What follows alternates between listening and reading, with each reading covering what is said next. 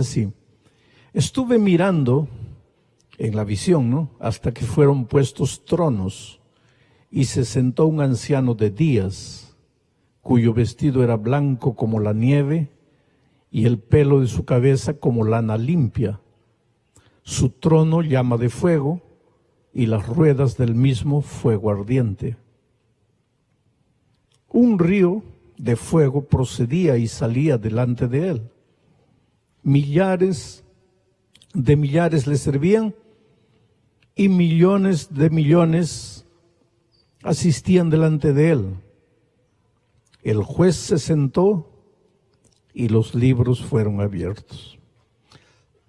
Esta es una visión de Daniel.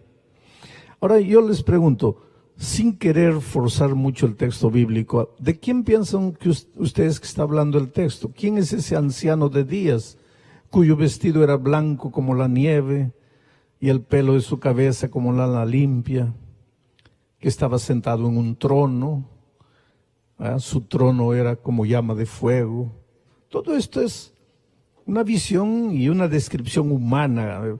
Daniel, con palabras humanas, trata de escribir una visión majestuosa que él tuvo.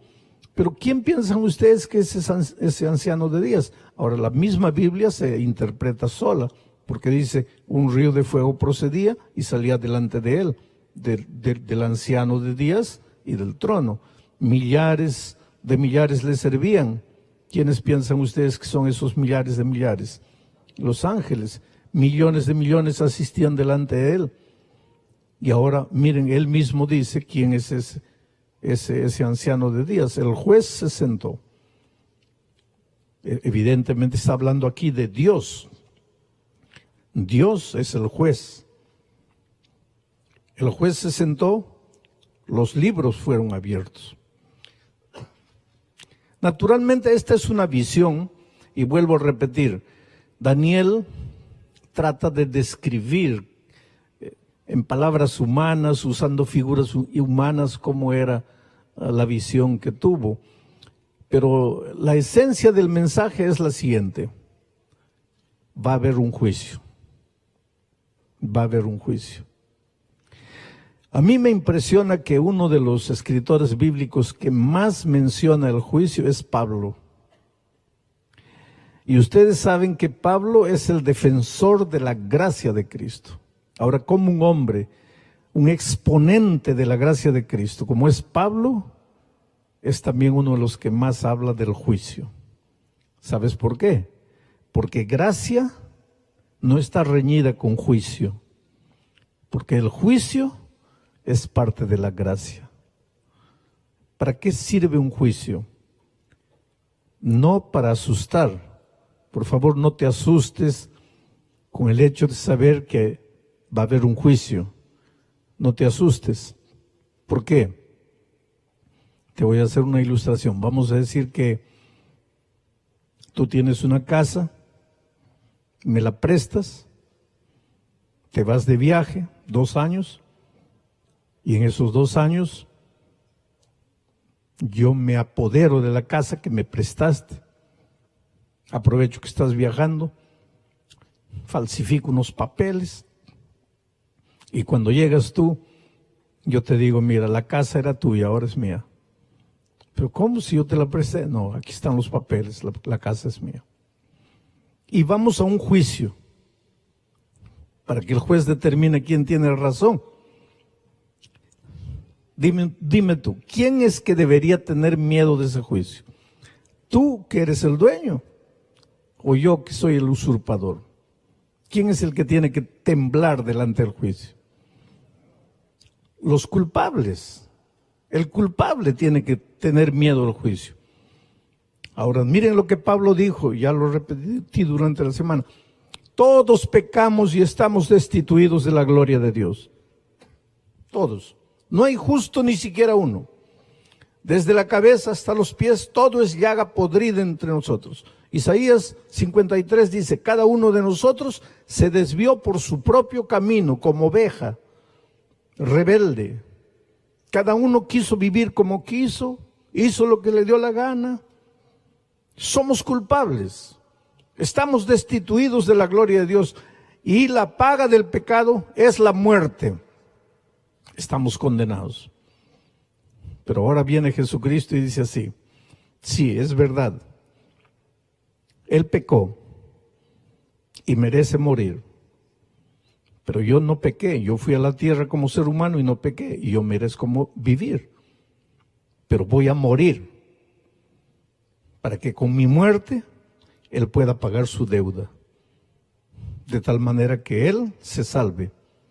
Yo voy a morir por Él. Ahora, ¿cómo se sabe si tú aceptaste o no aceptaste la sustitución de Cristo? ¿Cómo se puede saber si tú realmente te apoderaste de la sangre de Cristo? Por eso tiene que haber un juicio. Por eso tiene que haber un juicio. El juicio de la investigación, donde seguramente se va a revisar tu caso, el mío. Alejandro Bullón, el 24 de abril a las 5 de la tarde hizo esto. El 25 de abril a las 6 de la tarde hizo esto. El 27 de abril de mañana hizo esto. Está todo registrado porque dice que los libros, por favor no me saquen el texto. Está todo registrado porque dice que los libros fueron abiertos. Hay libros, hay registros. No hay un pensamiento que tú tengas, no hay un sentimiento que tú tengas, que abrigues en tu corazón. No hay un acto que tú hagas que no esté registrado. Todo está registrado en los libros. Y cuando el juicio empiece, se abrirán los libros para revisar. Ahora tú no te preocupes por lo que está escrito en el libro, porque el remedio ya está provisto y es la muerte de Cristo. Tú, en lugar de estar preocupado por lo que has hecho, preocúpate por aceptar a Jesucristo. Y no solo con la boca. Entra al tanque del bautismo, porque cuando te bautizas en la muerte de Cristo. Muy bien, ahora viene la segunda pregunta. ¿Y cuándo es que va a empezar ese juicio? Porque hay mucha gente que piensa que el juicio final es cuando Jesús vuelva a la tierra. Pero recuérdate una cosa, que cuando Jesús vuelva a la tierra, Él viene ya trayendo el galardón. Y si viene trayendo el galardón, es porque ya se sabe quién va a recibir el galardón. Y si ya se sabe quién va a recibir el galardón, es porque ya se realizó el juicio. ¿Te das cuenta? Entonces el juicio para determinar quién se salva y quién se pierde no puede ser cuando Jesús venga. Cuando Jesús venga se va a realizar la ejecución del juicio. Es cuando el juez va a dar la sentencia.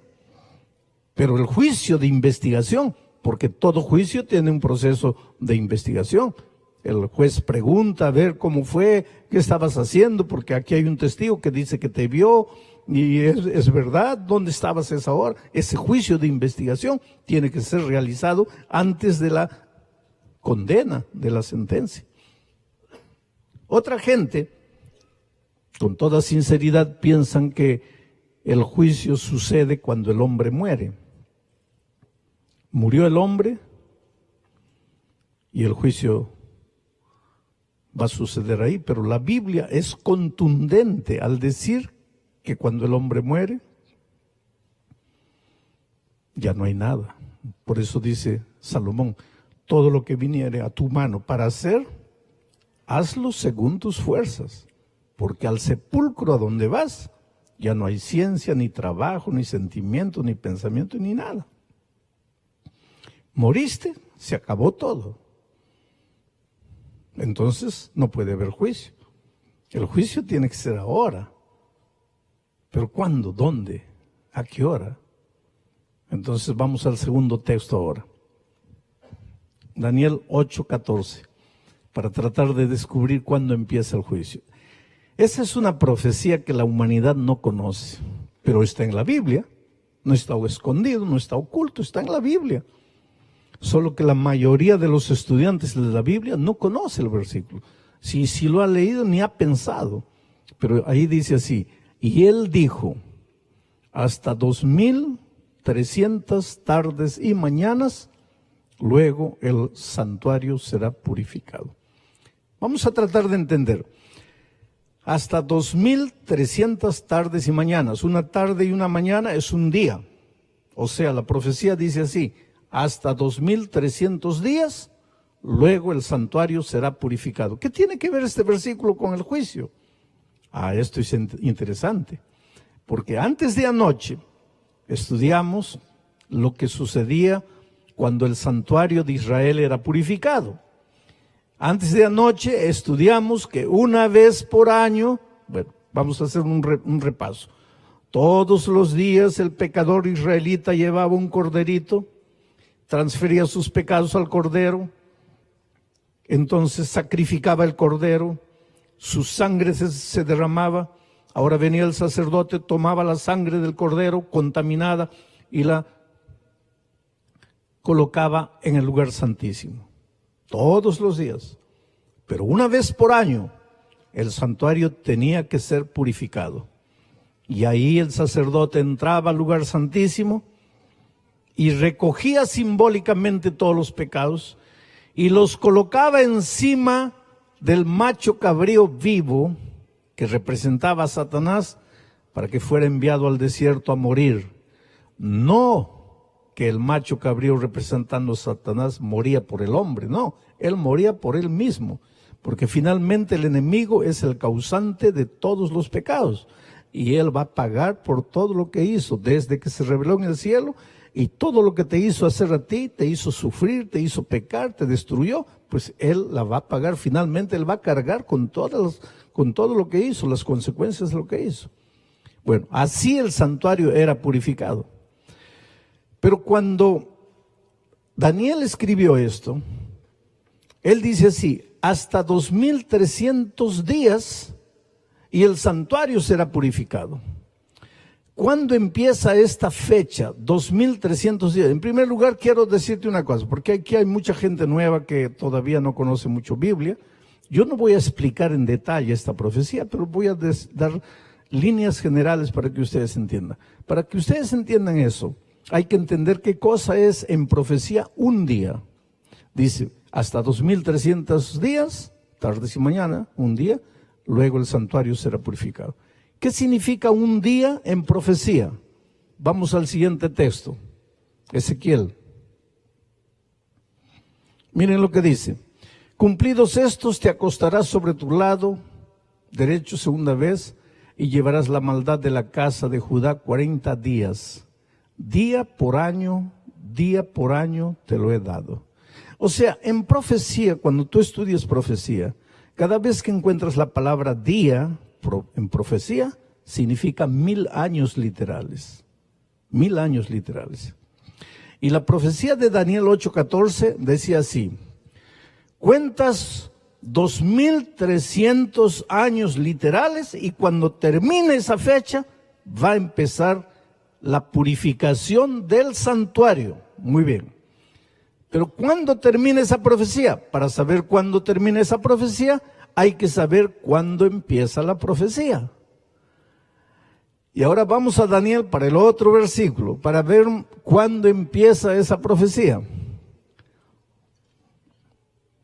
Daniel había recibido la profecía de los 2300 años, pero estaba desconcertado, estaba preocupado. ¿Cómo es? ¿Cómo será? ¿Dónde será?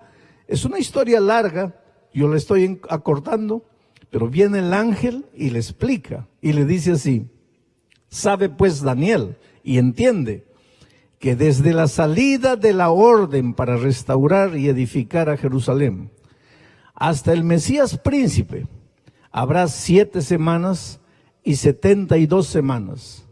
Se volverá a edificar la plaza y el muro en tiempos angustiosos. Vuelvo a repetir, yo no estoy dando los detalles de la profecía, pero este versículo dice que esa profecía comenzaba cuando salía el decreto para restaurar y edificar Jerusalén. ¿Y cuándo salió históricamente ese decreto para reedificar Jerusalén? El año 457 antes de Cristo. Entonces, si tú agarras el año 457, que fue el año en que salió ese decreto, y empiezas a contar 1, 2, 3, 4, 5, 6, 1000, 2000, 2100, 2200, 2300, ¿sabes cuándo termina? El año 1844. Hace poco tiempo, relativamente poco tiempo. 1844. Entonces la profecía lo que quería decir es lo siguiente.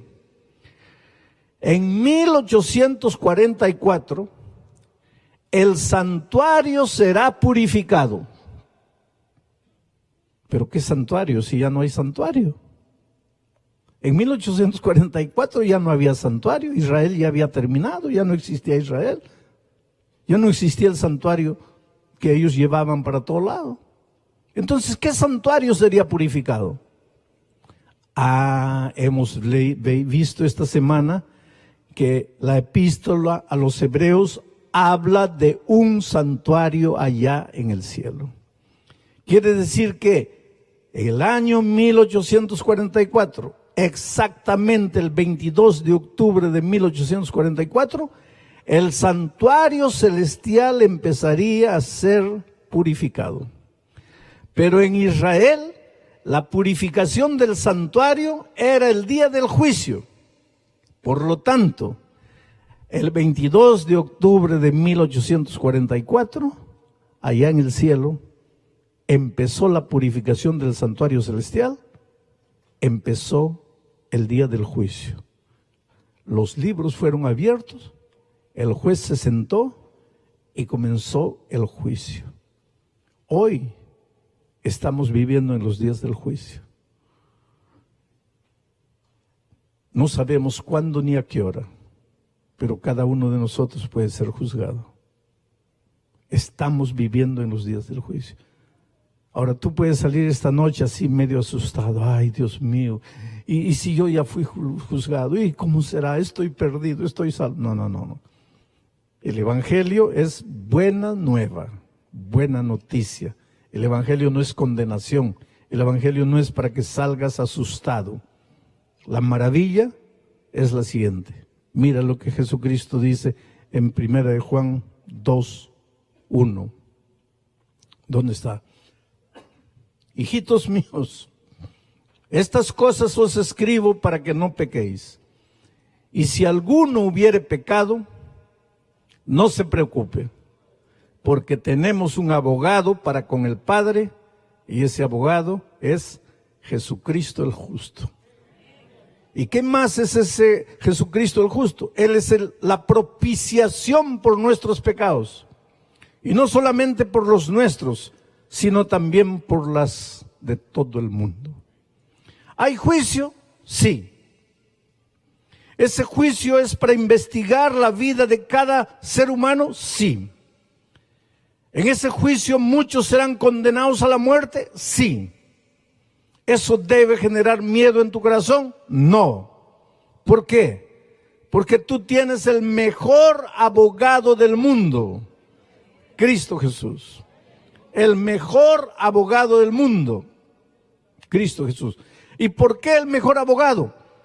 Porque se hizo hombre y vino a esta tierra como hombre para poder entender tus dramas, tus luchas, tus conflictos, tus angustias. Porque Dios, por el hecho de ser Dios, Él podría decir, yo ya te entiendo. Jesucristo podría decir, yo como Dios ya te entiendo. Pero tú en algún momento, llevado por tu flaqueza humana, podrías pensar así, sí Señor, está bien, eres Dios, ¿me entiendes? Pero en realidad, ¿cómo me vas a entender si yo soy hombre y tú eres Dios? Entonces, para que tú nunca tengas ese argumento, ¿qué hizo Jesús? Se hizo hombre y vino a la tierra y fue tentado en todo. El otro día alguien me decía, usted no sabe lo que es ser un hijo que no conoció a su padre. Usted no sabe lo que es de niño andar en el barrio y que todos se burlen porque no conocí a mi padre. Tal vez yo no entienda, porque conocí a mi padre y a mi madre, pero Jesucristo con toda seguridad sí te entiende. ¿Y sabes por qué? Yo no sé, nosotros hay cosas que nosotros leemos y leemos como si fuera una cosa normal. Pero ¿qué pensarías tú si mañana llega tu hija de 16 años y te dice, papá, estoy embarazada, pero por favor no te asustes, porque es del Espíritu Santo? ¿Qué dirías tú hoy? Y mira que en la historia ya hubo una niña de 16 años que quedó embarazada, la Virgen María. Y así mismo tú te ríes. Ahora imagínate cuando María le dijo eso al papá y en su tiempo, antes de ella, nadie había quedado embarazada del Espíritu Santo. Imagínate lo que sucedió. Entonces cuando Jesús era pequeñito y corría de aquí para allá, las vecinas chismosas, que tienen la lengua bien larga, hablaban entre ellas, mira el hijito del Espíritu Santo, ¿cómo anda ahí?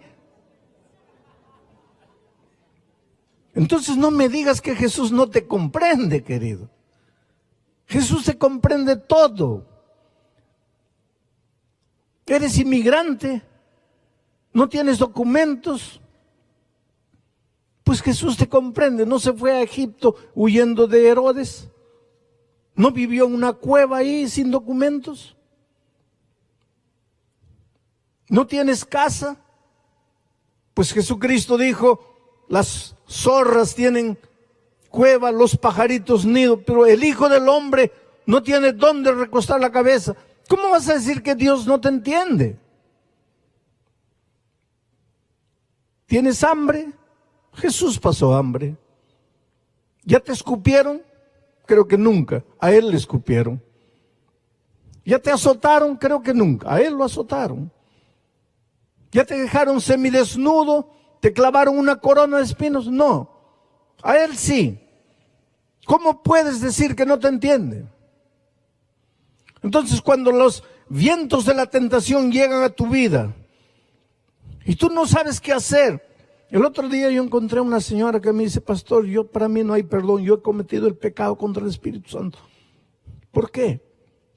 Porque cuando mi hijo de 18 años murió y me dieron la noticia y yo vi el cuerpo inerte de mi hijo destruido en un accidente de tránsito, yo maldije a Dios, pastor. Yo dije, maldita la hora. ¿Qué Dios eres? Después pasó el tiempo y yo entendí. Pero pastor, yo creo que para mí no hay perdón. ¿Cómo tuve el valor de maldecir a Dios? A veces en tu oración tú no le dices a Dios, Señor, parece que me has olvidado. ¿Dónde estás? Pues un día en la cruz del Calvario el Señor Jesucristo levantó los ojos al cielo y dice, Dios mío, ¿por qué me has abandonado? ¿Su padre lo había abandonado? No. Pero la nube de dolor era tan grande que él no podía verlo. Entonces cuando tú en un momento de dolor hablas una tontería, ¿cómo crees que Jesús no te va a entender? Él te entiende. Él se compadece de ti. No tenemos un abogado que no pueda compadecerse de nuestras flaquezas, sino uno que se hizo hombre, vino a la tierra y te entiende. Y es por eso que puedes ir a ese abogado con confianza y decirle, Señor, he pecado, no tengo perdón, la paga del pecado es la muerte, pero Señor, por favor, defiéndeme. Y el Señor Jesucristo, en el santuario celestial, en estos días de juicio, intercede por ti. Por eso Pablo dice, escribiendo a Timoteo, no tenemos otro intercesor en esta vida, a no ser Cristo. Jesucristo hombre, que te entiende y se compadece de ti. Oh querido, eres lo más precioso que Dios tiene en esta vida. Yo sé que a veces tú te miras en el espejo de la vida El otro día alguien me decía, nadie me ama. Mis padres no me amaron, en la escuela no me amaron, mis amigos no me amaron. Me casé con un hombre, tampoco me amó. Hice tonterías en la vida, hoy mis hijos tienen vergüenza de mí. No me aman. Y lo peor, pastor, a veces yo me miro en el espejo y me desprecio. Yo tampoco me amo. Y es posible que esta noche yo esté predicando para alguien herido por la vida, golpeado. Pero querido, tienes un abogado maravilloso, un salvador, un consolador que viene y te limpia las heridas. Qué maravilloso es Jesús, que cuando entra no viene y te cura por fuera, te cura por dentro, porque las heridas más peligrosas no son las heridas de afuera, son las heridas de adentro. Yo una vez estaba en Ecuador, tenía 2 sermones para predicar un sábado de mañana y de repente me resbalé en la tina y caí y me desmayé. Y el agua comenzó a subir, me llegó a las narices y gracias a Dios porque me desperté. Me sentí mal, me agarré la cabeza, no hay sangre, tranquilo.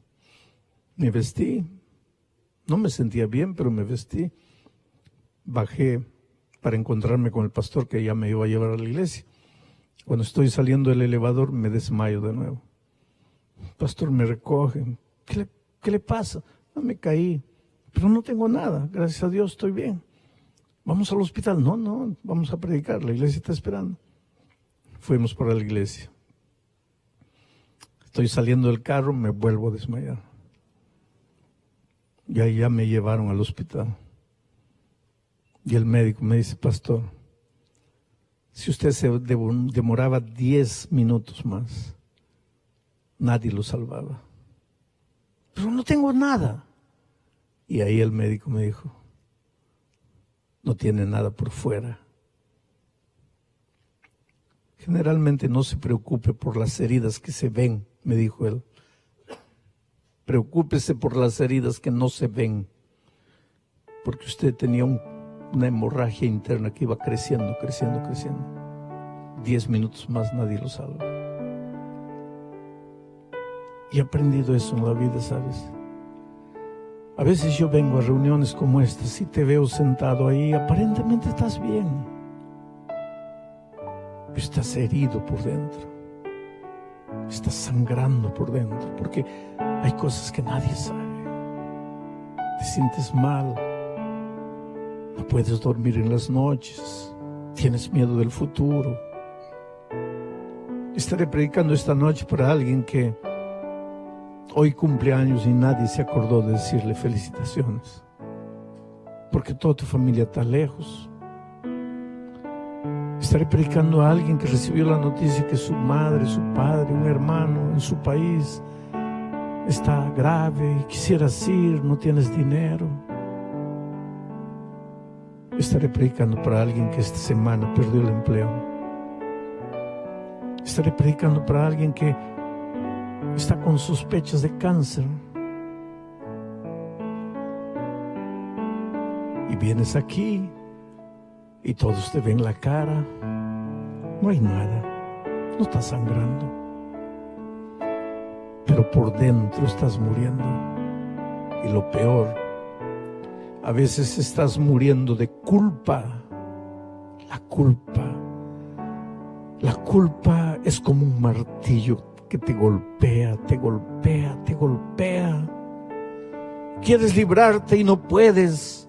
Y ahora vengo yo y te predico del juicio, y te predico los libros, y te predico que está todo registrado,